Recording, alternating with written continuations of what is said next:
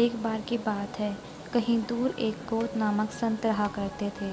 इनका एक ही बेटा था। उस बेटे को वह बहुत प्यार किया करते थे। जितना वह अपने बेटे से प्यार करते थे, उतना ही उनका बेटा उनसे प्यार किया करता था। उस संत के बेटे का नाम अर्जुन था। एक दिन की बात है, वे शांत भगवान की पूजा कर रहे थे। तभी उन्हें पता लगा कि उनका बेटा अब इस दुनिया में नहीं रहा।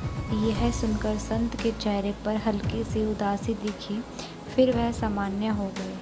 लड़के का शव आया, तभी संत के पास एक शिकारी आया।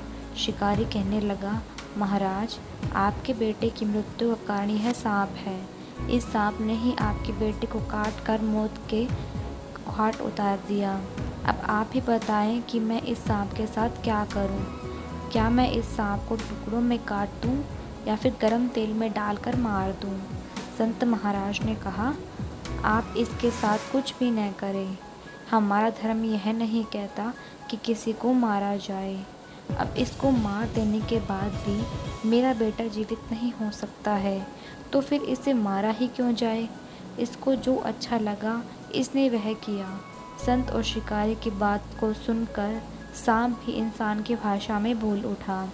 सांप ने कहा, महाराज, आपके बेटे की मौत का कारण मैं नहीं हूँ, बल्कि मृत्यु के देवता ने ही मुझे बढ़ावा दिया कि मैं आपके बेटे को डस लूँ, और मैंने आपके बेटे को डस लिया। तभी यही बात हो रही थी। तभी मृत्यु के देवता भी वहाँ प्रकट हो गए। मृत्यु के देवता ने कहा, किसी के मौत का कारण मैं नहीं होता हूँ।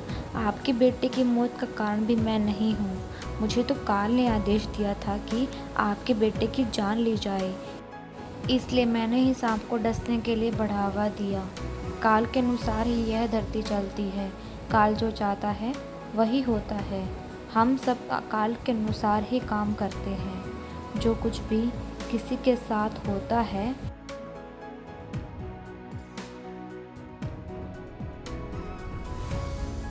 उसके लिए उसका कर्म ही जिम्मेदार होता है।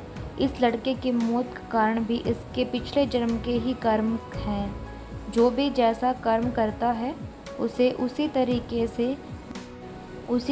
से वैसा ही उसे जन्म और मृत्यु मिलता है। इस कहानी से हमें यह ज्ञान मिलता है कि हमें हमेशा अच्छा ही कर्म करना चाहिए। कर्म ही हमारे सामने फल के स्वरूप मिलता है। अगर किसी काम को करने से हम किसी को दुख देते हैं, तो कोई ऐसा भी होगा जो कुछ ऐसा काम करेगा जिससे हमें दुख होगा।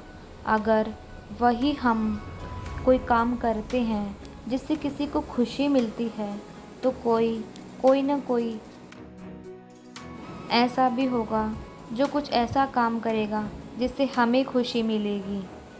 धन्यवाद।